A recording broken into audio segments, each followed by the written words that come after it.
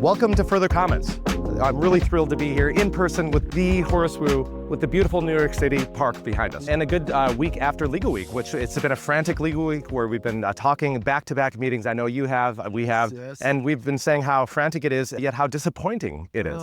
You know what? I find these events are fantastic for meeting people, but my expectations are always up here. Like, what news am I going to see? What exciting announcements are out there? And I think, and we're going to mention people's names. Clearly. Because we have to. I think the people who've done the best job in marketing and announcements this week, Leia Legora. They're doing great. Out with Goodwin, coming out with that Portuguese law firm, just bam, bam, bam. All of these really good messages all lined up. Clearly very well planned. Max and Jean, they were the best in terms of like coordinated marketing. But I'm not excited about the product. Sorry, Max. As a competitor, I can't discuss such things, but I shouldn't discuss such things. But yeah, tell me more about. Okay, let me see it, because we have no horse in this race.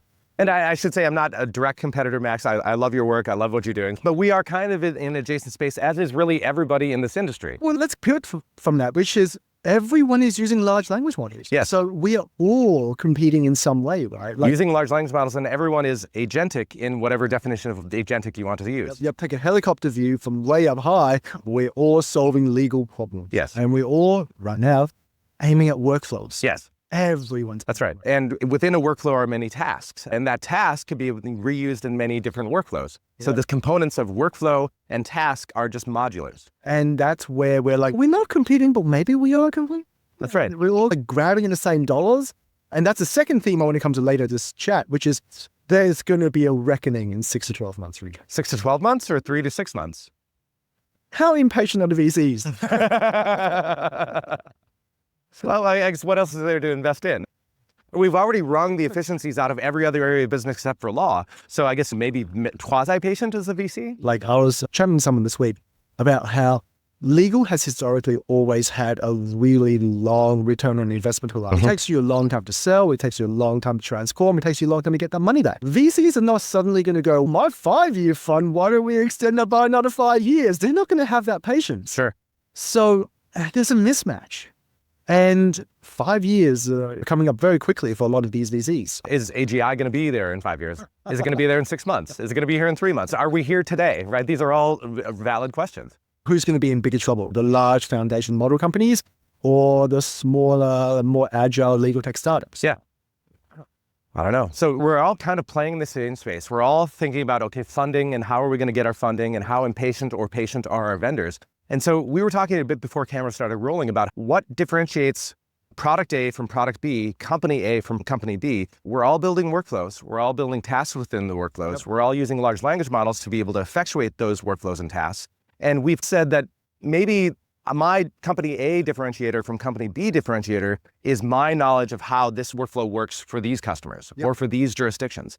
But query whether thinking models, whether it be O3 or DeepSeek or any of those Anthropic thinking models, whether they can be able to replicate what is my differentiator. That is what I know about M&A deals in New York City, and maybe I'm going to be able to build a product to be able to help M&A in New York City or help litigation for personal injury. I know those things, but the models do too. And if you have a prompt to be able to say, I want to build a workflow and tasks for an M&A lawyer that does this private equity deal or this whatever, what can I as a builder, that is a product person, build atop what the model already knows? And what is the moat? What's my delta between what I can do and what the model can do? And that moat, that delta is quite shrinking. I think a lot of startups and established incumbents are going to be asking themselves, looking in the mirror, going, yeah, what exactly do we offer? And what exactly do we do on top of that? And I think it comes down to two things. One is, I think you're going to talk about data. It turns out I will. Yeah, and I'll leave you to in a second. But the way I think about it is, large language models follow what I describe as the bell curve of mediocrity. Unless you have the edges, right? The middle mediocrity. Edges are...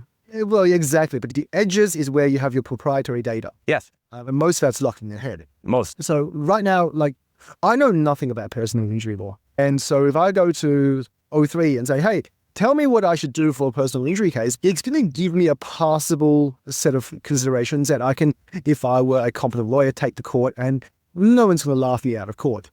But I don't know what the tricks and nuances and experience that a 30-year veteran would be able to go to court and say, there's that law that'll address that, there's that, and et cetera, et cetera. And I think this is where the experts, domain experts, offer a lot.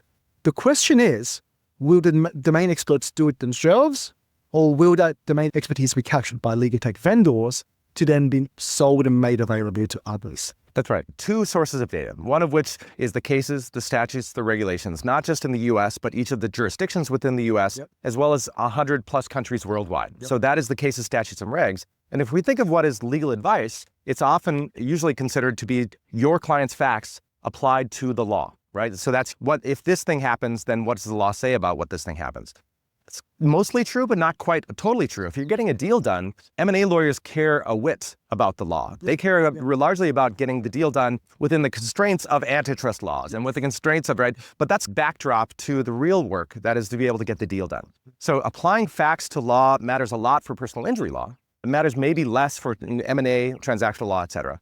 But that's one data set, is the law. Another data set is what the knowledge management people have captured within the firm. That is, here are the particular processes, here are the process maps, here are the particular precedents that we've done in this kind of case, in this kind of matter, in this jurisdiction, et cetera, these documents. So what's been captured within the walls of the firm are knowledge base number two. But I would say a much larger knowledge base than number two is number three, which is what's locked in your heads, what you just said earlier. That's so much of that is locked in the heads. I think the winners in this game are going to be able to take the things in bucket number three, what's locked in heads, and put it into bucket number two. That is, put it within the knowledge base.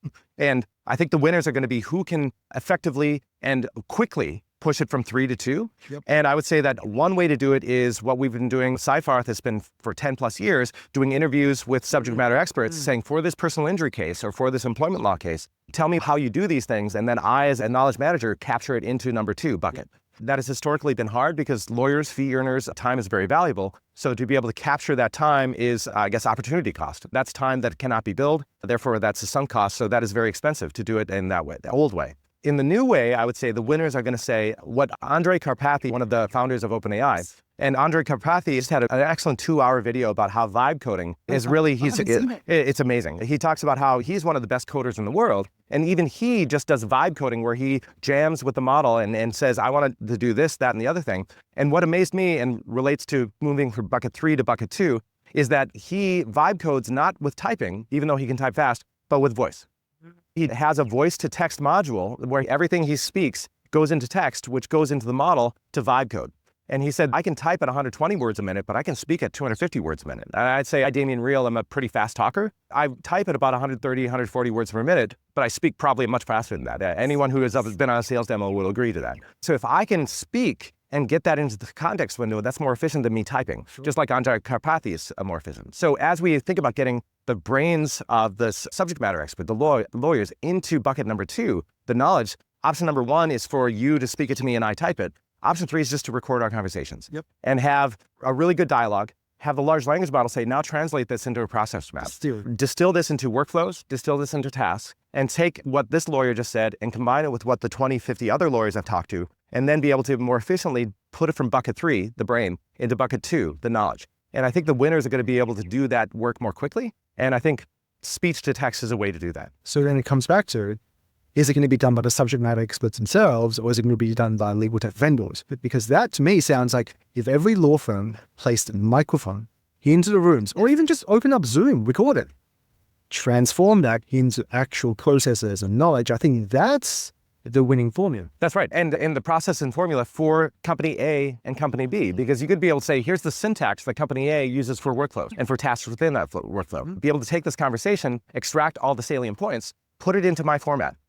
And then now I can not have 3 or 4 or 5 workflows. I can have dozens of workflows, hundreds of workflows. And that transfer is going to be separating the winners from the losers. And query whether it's going to be number 1 from the law firms themselves, the knowledge management workers doing this work, or whether it's going to be the outside vendors, which can take not just your firms, but them and 20 other law firms and combine that into the holistic, this is the way this workflow is done. And that kind of goes to what you and I talked about right before. Is there a way to do this type of law in this area of law in this jurisdiction? Because we've talked about there's maybe the way, which is the platonic ideal. But when the rubber hits the road, it's John Smith and Jane Smith think that the way to do this is much different. So maybe you could talk about what you've described. Let me start by what triggered this in the first place, which is I had a really wonderful coffee with a partner called David at an Australian firm called Hickson's, medium-sized law firm, experts in what they do. And David was telling me how he and his team spent the last 2 years effectively capturing all of this knowledge. They've been prompting for 2 years, quote unquote.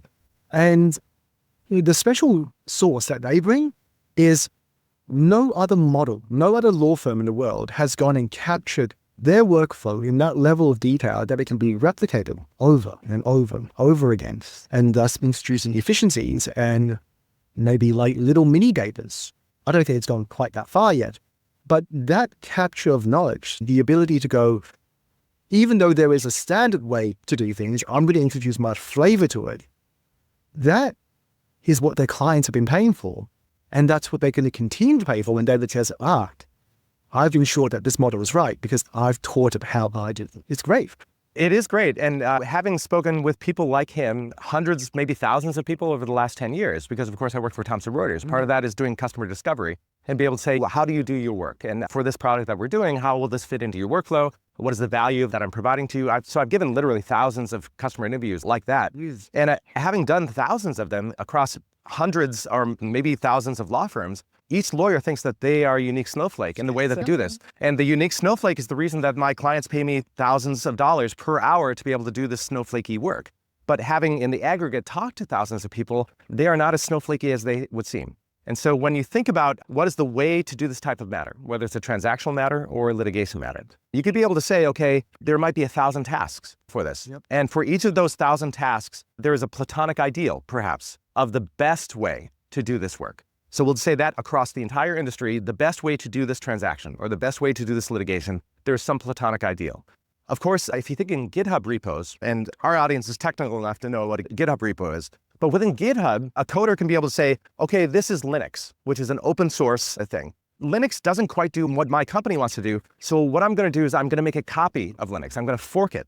And then I'm going to tweak Linux to be able to suit my purposes. So now I've created a fork, which is mostly the platonic ideal, but with my variations. So for the legal process, whether it's transactional or litigation, perhaps I'll fork that platonic ideal into the way that this particular industry works. This transaction for banking might be different than this transaction for construction. So yes, the platonic ideal, but it's little tweaks this way. And then within banking, you could say, okay, that's true for this firm, but I'm going to fork it for this is different for my firm, right? So now you have a different fork. So we'll call that a grandchild. And then you say, okay, within this firm, we have two different groups. That group, really, it does it the wrong way. My group does it the other way. So we do a separate fork for this group. And then within the group, you maybe have 2 or 3 lawyers within that group, and they say, Jane down the hall, I do not like the way Jane does it. I do it much better. So now we have a further sub-fork. Yep. And then in any particular proclivity, Jane might do it one way, but say, gosh, I really like to do it for this deal. I want to do it the other way. So even within Jane, you have a further fork this way. So it's turtles all the way down. So it's ancestors all the way down. And so really the question is there a platonic ideal? Is there a standard way to do the thing? And the answer is probably not. But how do you accommodate standardization in the context of Jane doing it her way or Jane doing it her way on day 1 and a different way on day 20? And to bring it back to the technology vendors and people who supply methods to capture this knowledge, where do you stop? How do you cater for all these customizations? And the answer is you can't. You can.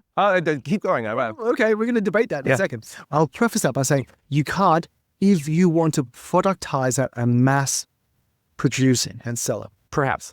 In the old world. There's old world thinking and there's new world thinking. Right? So old world thinking is to be able to accommodate Jane on day 1 versus day 20. Impossible to scale that.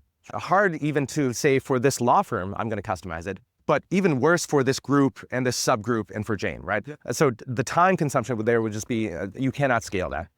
With large language models, one can imagine being able to say, Jane says, I'm going to take this and I want to orally say through voice, no, I want to do it this way and this way. And then the large language model interpreting what that fork looks like. And I don't have to have a human hard code that into the code.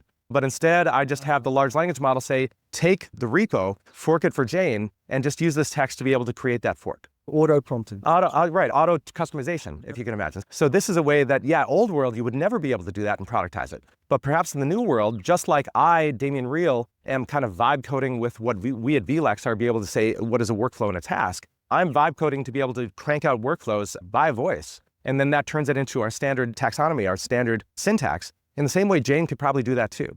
And then we could just productize Jane speaking to the model or Jane typing into the model, and then us changing Jane's view of this tool. So I think there's one little pinch in that armor, which is there's an efficiency quotient. Yes. Like the vibe coding, if it doesn't get it right, or even if it does get it right, you still have to spend time checking it. Yep. Does the time that Jane spent checking it, is that less than the time that she would have spent doing it? Perhaps, but I guess the question is Jane vibe coding and being able to say, this is the way I do this matter in this jurisdiction, et cetera. Stitch and time saves 9. She can spend 5 minutes describing it, and then she won't have to check as long going forward because the model will know her proclivities on day 1 and on day 30. The more stitch and time she spends on the front end, the less time she's going to have to spend in the checking on the back end. You're going to have a lot of trouble convincing lawyers to spend any time at all. And I think that's transformational. People are going to say, until I see the return on investment, until I know I'm getting something back from this, I'm not spending any time on it. And we, this universe of technology people, have to convince them, you know what, it is worth it. Please, just spend 5 minutes doing it. See how good it is. And then once they're convinced, I think they'll keep coming back and doing it. Yeah, I would say that, yes, some lawyers will need to be convinced. Some lawyers will not need to be convinced. The lawyers that will not be convinced will beat the lawyers that will need to be convinced. And so really the question is, who wants to run faster? Do you want to be a Luddite who says, no, you'll have to convince me, and cross their arms and say, do it? Other people are going to run circles around them. If you spend 5 minutes vibe coding with the model and saying, now, oh, this is perfect. Now that I've customized, spent 5 minutes, this is saving me hours or dozens of hours. And now that I do flat fees, that's shrinking my time to increase my margins. I'm seeing that all over the marketplace. I think it's starting to happen at the margins. I'm not seeing it all. Agreed. I'm hearing it at the margins. The question is how many people are doing it and not shouting from the rooftops. If I'm a competitor to you, I'm eating your lunch. Why would I shout from the rooftops that I'm eating your lunch? I'm going to do the flip side and say how many people say they're doing it, but are not actually doing it. There's also that. But really the people that we're seeing on stage at Legalweek and other places are the innovation people that are saying, of course, we're doing it, right? And you're right that a lot of them are, this is innovation theater, as they call it. You're right that there is a lot of innovation theater going on. But I would say that they are the innovation team. There are also boots on the ground lawyers that are not on stage, that are doing the hard work, that are eating other lawyers' lunch, that we're not hearing from at all. Yeah, I think this is where it's going to become really interesting in the next 12 months, where we start seeing, do people actually pull their head when they do what they say? So wait and see. And another thing, we've been talking in a very firm-centric matter. Yes. Of course. In-house teams. In-house teams. So if I, as an in-house person, hire you as a law firm because you have expertise that I lack, that expertise often is locked in your brains. And of course, that has value to me because you know about my business, obviously, as a client, but you also know about my 20 competitors that you also do work for. And so now I'm paying you for the stuff locked in your brain about me and everyone else to give me advice. That is true. Query whether, just like Jane speaking into the model and saying, this is the way we do this thing for that, if it's as easy as me as a client having a conversation with you, and me saying as a client, hey, do you mind if I record this conversation to be able to help further our knowledge banks internally? Right. And then be able to capture that, what's in your brain, and put it into bucket number 2, not in the firm's knowledge bank, but in the in-house counsel's knowledge bank. So that the next time a business person has this question, I'll say, oh, when I spoke to firm X the other day, now that is captured in my knowledge bank. Query whether the spend side, the in-house counsel side, is going to drive the same efficiencies we were just talking about with firms, getting it from speech to knowledge base, to getting it from your speech into my in-house knowledge banks, and then being able to further maximize my efficiencies and reduce the necessity of going out to you as a law firm. Everyone has a boss. They do. That's it. Someone paying for someone else. Yes. So I think, it goes all the way up that tree as well. So then, I don't think anyone's building a product like this, as far as I know. Nobody's building a product yet. Oh, yet. Okay. Other than perhaps VLEX. Nobody's building a product that's going to go, I'm going to capture that conversation, distill it down to knowledge, and then make that reproducible. Yes. I think that's going to be really, really hard. Hard, if not classified using tags, using an ontology. That speech goes into an ontological tag, perhaps like Sally, perhaps like Folio. And then once you have that granularity, easier. I think that's probably right, but the methodology to automatically classify and put into that tag, that's still really, really hard. With large language models? Reliably every single time? Reliably, 100%, right. 99%, 98%. What's the threshold? And is it better than me as a knowledge worker writing it down? And is classification and knowledge transfer going to be faster with orally? And can the oral text go into maybe 95, 98, 99% classification and accuracy? I would say that the 2% error rate is going to be far better than the slower, the inefficiencies of the past. I am not sure it's actually a 2% error rate. Then we just rely on math. What is the acceptable threshold? Exactly. At some point, people are going to say, yep, that's good enough. We're going to use it. So That's right. see what that is. So if that's what people are building in 12 months, what are they building today? What is it that you've seen in this week, Legal Week, that customers are jumping up and down for? The buzzword of the day is agents. And we hear about agents all over. And It's agents and workflow. of course, because really, if you would ask somebody in 1900, I do a workflow, right? And I have a workforce. Workflows and agents, whether they're human agents or machine agents, that's been always the thing, right? Yeah. So really, we have different words for AI. AI in 1980 was Excel spreadsheets. AI in 1995 was Google Maps, right? It's AI until you know how it works, and then it just turns into software. So much like AI is a worthless word, workflow is a worthless word, all of the agents is a worthless word. It's really how we define each of these terms. So when we think about workflows, it's a thing I do. And then within a workflow is a task that I string together, either linearly to string it together, or maybe asynchronously, like I do task 1 and then task 15, and then I jump back to task 3, and then you could do it either linearly or asynchronously. That's really agentic. And you and I have talked in a previous episode about we can be able to, option 1, do what everybody is talking about here, which is just have the large language model figure out what all the workflows are, figure out what all the tasks are, hope for the best, and hope that it doesn't go down a rabbit hole that screws everything. And then what's our, is it 95, 99%? Like, it's not reliable. So that's option 1, is just have the large language model figure out the workflows and the tasks. Option 2 is to do what we've been doing for decades, is to say, okay, here's task number 1. Here's task number 2. Before you do task number 2, you have to do task number 1. But then you can jump to task 5 and 7, right? And to build out all of the tasks, and then be able to have the user to be able to say, yes, I want these things. And this is deterministic. This is reliable. If I do this type of matter and this type of workflow the same every 100% of the time, this option 2 is much better than option 1, probabilistic rabbit holes. So is this an agent? Probably. Is this an agent? Probably, right? And so really, this is a symbolic agent versus a large language model agent. Yep. So I would say that the best, smartest thinkers is combining the two. Saying, let's code up all of the symbolic tasks that I know I need to do every single time, and then sprinkle some LLM pixie dust, and to be able to add other LLM tasks beyond that. Saying, yes, for this type of matter, here are some forks that you could be able to add on here. So you kind of have the best of both worlds. You have the deterministic reliability and the probabilistic forking of the turtles all the way down to be able to give as many further tasks as you want. So I think that people in agent land on stage are talking 100% about this, and talking not about this, and they're kind of even turning their nose down on the symbolic side. Which is, I think, going to be a detriment to them in the medium to long term, not even in the short term. Yes. Hell, they can't trust what's being produced, therefore they can't use it. Yes, that's right. That's right. And so I think the winners will be taking the probabilistic and maybe putting their strong foot forward on the symbolic side. Yeah. Let's tag up all of the things that matter. Let's be able to say, here are the tasks for all of those tags for the things that matter. And then do some probabilistic pixie dust to be able to say, here are some tasks on top of those symbolic tags, here's some probabilistic tags.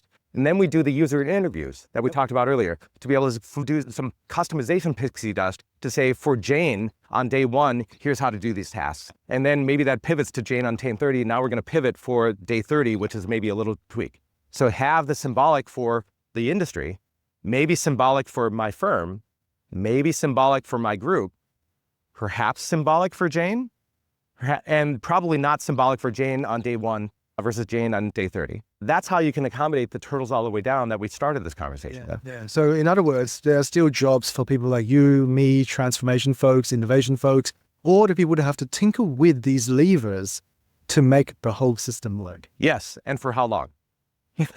How much? And for how much?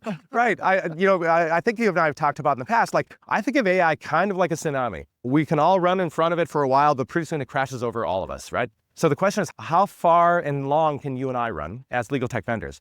How long and far can the law firms run as legal service providers? And how long can humanity run before all that matters is the foundational models like OpenAI and Google and Anthropic, and compute, which relates to GPU, which relates to energy. And it all goes back to energy and production. Energy and production. The means of production, as Mark said, the means of production these days are GPUs and energy, because that is creating intelligence, which was formerly humanity, which was the means of production. And so how long can you and I, Horace and Damien, run? And what value can we provide along the way that will be worth it for law firms and for in-house counsel, law departments, to be able to pay money for that value we're providing? And so what is the value? What is the delta above what the large language models can do? And for how long can we provide that before the tsunami runs over all of us? Well, I mean, even now, there's not a lot that most vendors can do above the capability of a raw model. That's right. Which goes back to, we did a nice teaser as to my contribution to this, which is data differentiates the model. Yeah. So we've talked on this podcast before, but there is public data, cases, statutes, regulations, not just in my state, but my country and all the countries. And so that's public data. And then you have private data. That is my contract, my settlement agreement, my knowledge base that I've extracted from the brains of my lawyers. That's private data. So if you're a vendor that is merely refining the private oil, what value are you providing? What is the delta between what you're providing and what OpenAI deep learning can do, or what the learning models can do, or any of these models can do? What is the value that you're providing on top of it? And for most of the vendors out there, the answer is not much. So there's no moat to refining, little moat to refining private oil. The moat that's there is the product you put on top of that refining. That is, what are the workflows? The UI, UX, does it make my life easier as a lawyer? Does it make my life easier as a law department? If the answer is yes, how much easier does it make? And what is the monetary value of that ease of use, that UX? Yep. Is there monetary value to that? Then the answer is yes. Then it's worth me paying you. If the answer is no, there's not much value there, these small startups go away. So anyway, the delta for private oil, next to zero, unless you have really smart people like you. Then, clearly, but then the delta for public oil, the cases, the statutes, and the regulations, we've said in the past, to download PACER, all the motions, briefs, pleadings in federal court, to pay the federal government would be about $2 billion to download all of that. That is a massive moat that almost nobody there has. And so that, the value to a law firm and the value to a law department to be able to say, I want to find motions like mine. I want to find orders that have won on my side like mine, collect all of those winning orders and say, now draft me a motion that is just like those winning facts. Give me the winning arguments, give me the winning facts, give me the winning cases that have won in the past. That's a massive moat. That is not just refining private oil. But the question is, how long does that public oil stay delta? I guess I've not actually announced this before. So the Administrative Office of the U.S. Courts that runs PACER has, every 4 years, they create an advisory council saying, what should we do better in PACER? Mike Lissner from the Free Law Project has been on that in the past, and he just rolled off of that. I applied, just threw my hat in the ring. I'm now on that advisory council for PACER. Wow. It's pretty exciting, right? You didn't tell me any of this. I didn't know. This is breaking news for you and for everyone. That moat that is currently there is a massive moat. Yeah. But I'm going to bring us back to, I think, the agents idea and the workflows idea and what everyone's building at the moment. And I think right now, what I'm seeing in terms of buyer behavior. Yeah. So buyers, it was law firms and clients and in-house and whoever. I'm going to do a rough division of the market. Right. And I'm going to say 20% of the buyers of generative AI products are buying it for pure marketing. Oh, interesting. Innovation theater. I'm buying it so I can tell my clients I'm using it, therefore please pay us money to use our services. Yes. 20%. And I, as a buyer, will hope that you're actually saving me money. It doesn't matter. if you're a buyer, your purpose is to just, again, innovation theater, I don't care. Firm X, you're using this, therefore I'll pay you money. Sure. And being able to do that, yeah, okay, maybe it's worth $1 million a year paying some platform. 20%. 60% are buying it because of FOMO. Sure. I want to feel good. I want my lawyers to feel good. I don't want to miss out when this takes off. I want to be on the rocket ship. And there's probably an overlap between number one and number two, FOMO and innovation theater. There are shades. Mm-hmm. There are definitely shades between them. And so those people are spending money in the hopes that it's not going to leave them behind. Sure. And then the last 20% are people buying AI products who are genuinely looking for and trying to find return on investment. Yeah. And I think when you divide the market in that way, it becomes a really interesting spectrum to analyze how products have been released and who the target audience is for a specific product. Yes. Because if your target audience is FOMO, release a product that does everything possible. Yeah. because they're not going to miss out. You're not going to miss And out. it's a broad market. Now you could be able to sell more things. Exactly. If your marketing or if your clientele is they just want this for marketing and promotion purposes, get as big a brand as possible. And people are like, yeah, I recognize that brand. You're the Ferrari of whatever. We're going to buy you. Okay. And if you're really looking for ROI, it's probably the hardest, but also I think the only one that will stand up in the longer term. And those vendors are, I think, really hard to identify around because everyone is saying they're doing the same things. That's right. And in the 1980s, maybe the 1990s, there were kits where you could make your car look like a Ferrari, but underneath it was just a Yugo or something like that, right? Yeah, right. So it has the body of a Ferrari, but of course it's just a crappy car. So I think we're seeing that in the marketplace. There's a lot of marketing that is just a Yugo dressed up like a Ferrari. To the consumer, that looks a lot like a Ferrari. Cool. I'll buy what is actually just a Yugo, but is dressed up like a Ferrari. I don't need to go fast. I just need to cruise down the main street, let Amazon know that I've got this red Ferrari. That's right. Because it turns out that if I drive 100 miles an hour, I'll get arrested. So driving fast is actually illegal. Perhaps like the unauthorized practice of law might be illegal. Yes. And we have not yet talked in this conversation about the 800-pound elephant in the room, to mix metaphors, which is Arizona and the ABSs, the Alternative Business Services. KPMG is now authorized to practice law in Arizona. So as law firms think about innovation theater and think about FOMO and competing with other law firms, they're not just competing with other law firms, they're competing with KPMG and about 110 different entities in Arizona and counting, and keeps going up and up, that are competing with law firms. And for those who know Arizona's ABS system, an ABS, an alternative business service in Arizona, is a law firm, not an alternative service. It is truly under Arizona law, a law firm. And my friend Lucian Pera is an ethics lawyer that is advising ABSs, saying now that you are a law firm within Arizona, you can practice law in all 50 states. Wow. Let me tell you how. If you want to be co-counsel with someone else, now I can be able to go with a New York lawyer, be co-counsel with them, do all the work from Arizona, because I am now a law firm, just like a non-ABS law firm in Arizona can co-counsel with a New York firm, so can ABS law firm co-counsel with a New York firm. So I can either co-counsel with someone. I, as a litigator, can pro hoc vice into New York. I can just have local counsel, and then I do all the work from my pro hoc, just like I pro hoc from Minnesota into New York all the time. Same with an ABS in Arizona. You can pro hoc and litigate here and just have a face within New York. There are 5 different ways that an ABS in Arizona, I've just mentioned 2 of them, but there are 5 ways that an ABS law firm in Arizona can practice law in all 50 states. So what this does is it changes the entire competitive landscape for law firms and those people who are providing legal services as well. That's right. So not only do they have to worry about the efficiencies for existing clients, Yes. they have to worry about all of these other new entities nibbling away at the market. That's right. And that goes to what is the market? And that goes to the really smart people, Jay and Ed Zone, who have now created a new company, which you should check out. They are amazing, really smart human beings who have said to what is the value being provided. They say that there's a triangle of legal work. At the top of that triangle is cream. You hire law firm X partially for their work, but mostly for their letterhead. Nobody had a shareholder derivative lawsuit for hiring law firm X. They are the cream of the crop. I'm hiring their letterhead. And by the way, they also do good legal work. So that's cream work. At the bottom is commodity work. That's just stuff that AI is just going to wipe out completely. And we've already pushed that down to ALSPs, and the people are doing that commodity work for much lower cost. Between cream and commodity is core.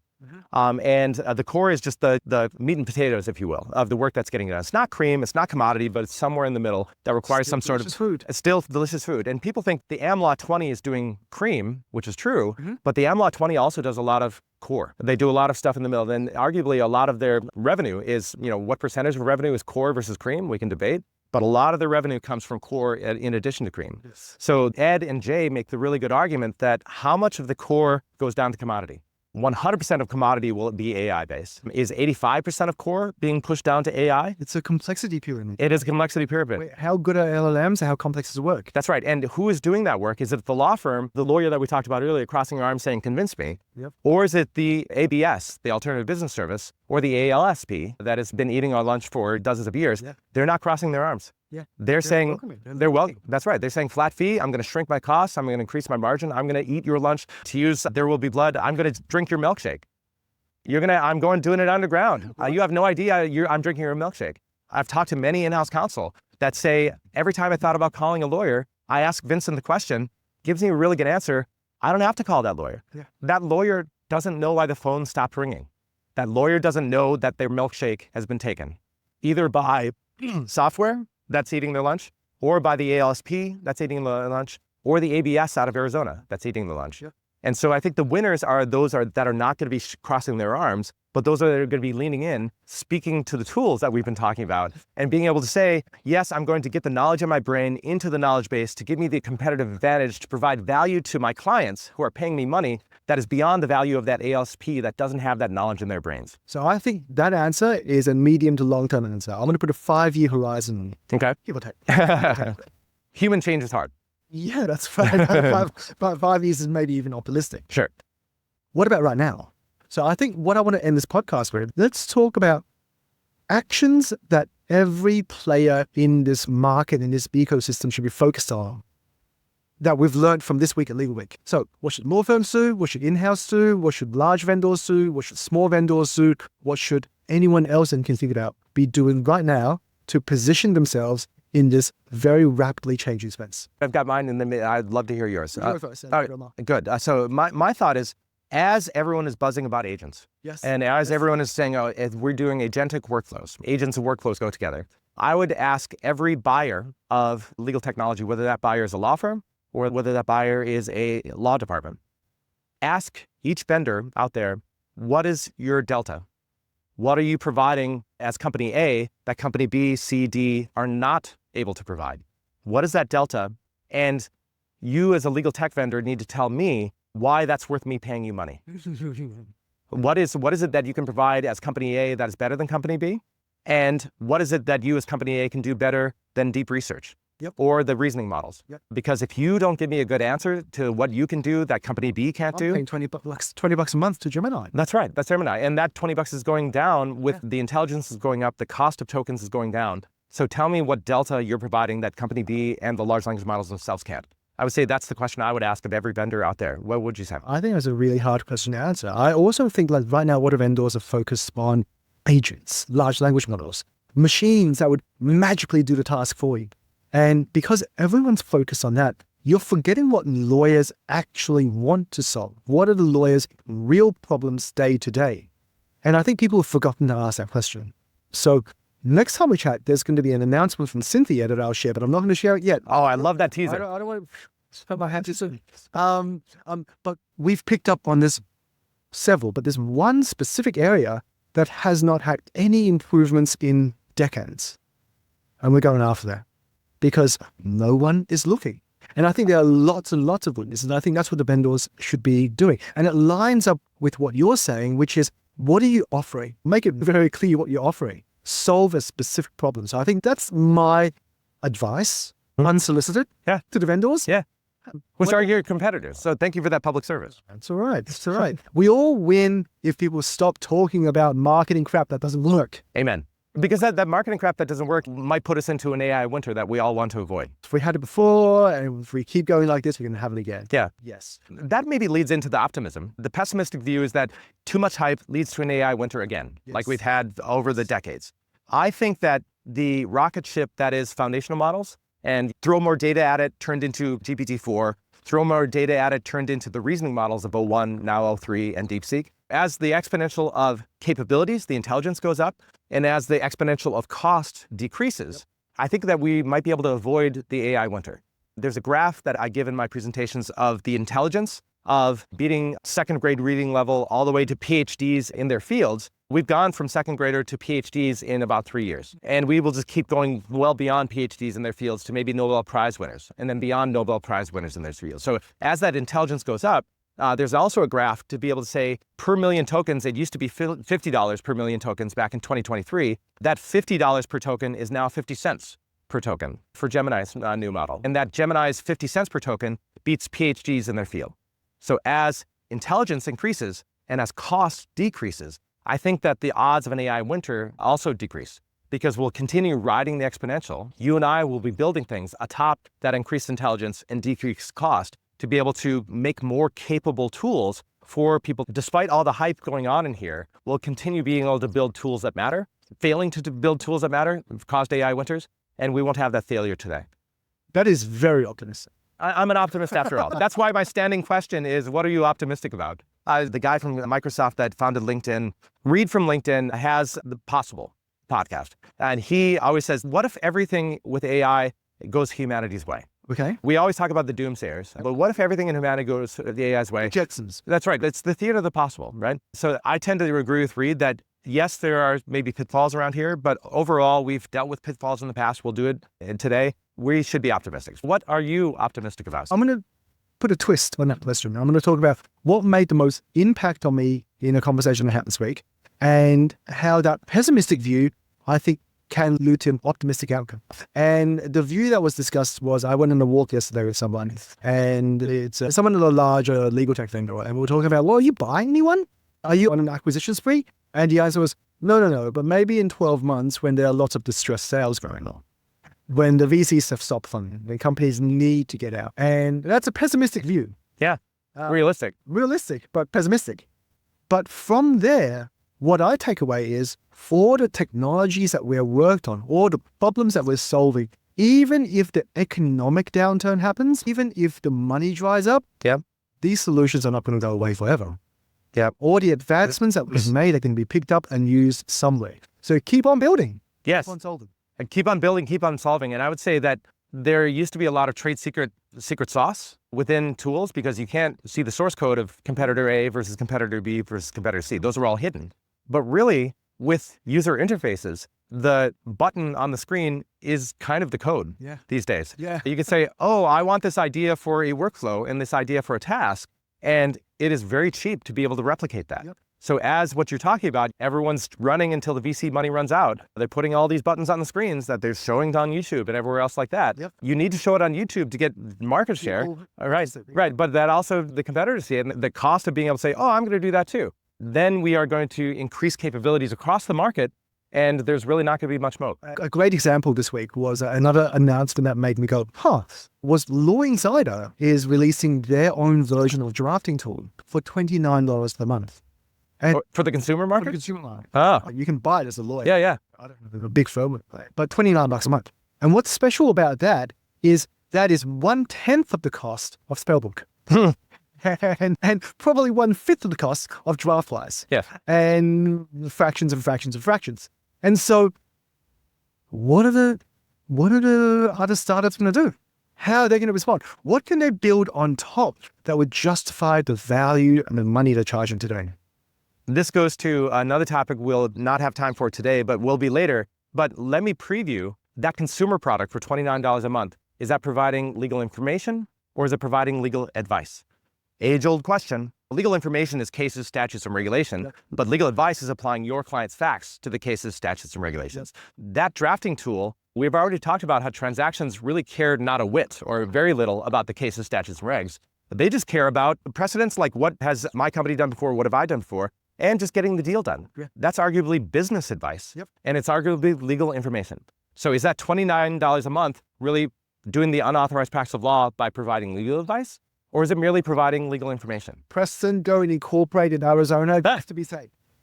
Then on top of that, there's one more thing, and I know that we're out of time. I've been having this conversation, but to the legal information versus legal advice, imagine somebody saying to a $29 a month consumer program, is abortion legal in my state? Is that legal information or is that legal advice? Legal information, right? Is abortion legal? That's on the statute, right? You can ask Google that. You can ask. It's an interpretive element. Well, so that's my next step. So option one, is abortion legal in my state? Ask Google, ask Gemini, ask OpenAI, ask ChatGPT. They'll all give you an answer saying, yes, here's the statute that abortion is legal or no, abortion is not legal. That's legal information. Next, say, can I get an abortion in this state? Little trickier, right? This is but really that's no different than is abortion legal, right? Can I get an abortion? That's option two. Option three is, can my sister get an abortion in this state? This is somebody else's facts that I'm applying to the law. Is that legal information or is that legal advice? Trickiest for question three, trickier for question two, but question one. What's the difference between 2 and 3? Well, so right. So let's say there's no difference between 2 and 3, okay?